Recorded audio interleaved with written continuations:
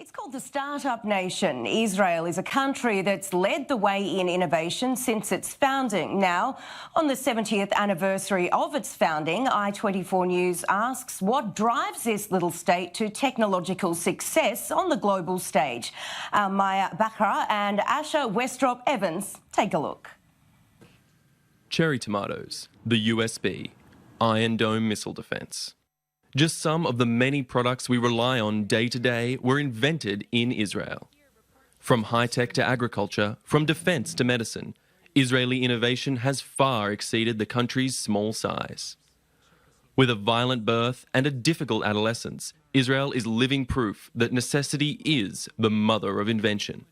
The desert's dryness led to drip irrigation, the lack of energy resources birthed the super iron battery, and the need for constant defence forged numerous inventions, including the creation of the ubiquitous Uzi submachine gun.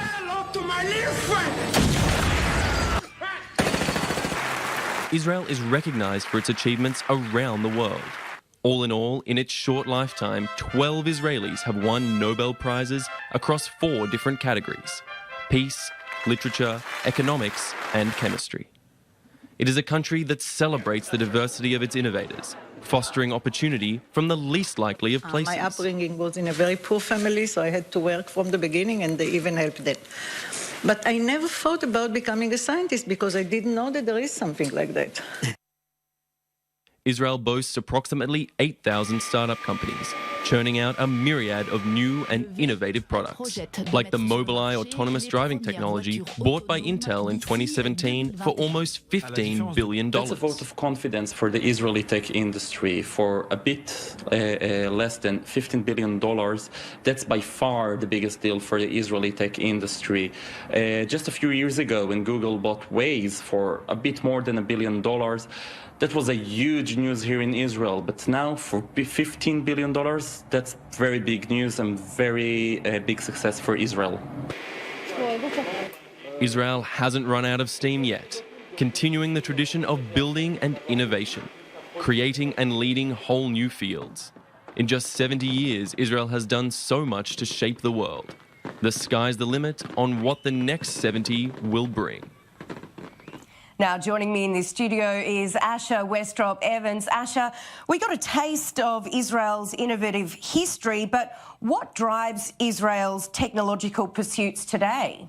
So, Sarah, the big driver that comes to Israel still derives from the state and primarily from the army. The army has some incredible technological and innovative units that really drive and develop and educate some incredible young people in this country that then go on to create fantastic startups, big growth industries, and work in some of the top tech and high-tech and innovative industries in the country. You know, you see people from units like the famous 8200 unit that have become incredible programmers, incredible developers. They go on to work for companies such as Google, Facebook, whatever, and then often start their own businesses. And that's what really drives this mass innovation that's seen Israel become a country with 8,000 startups inside this tiny little country of 8 million people, the most startups per capita of any country in the world. And what does the future of Israel's startup industry look like? Where's it headed?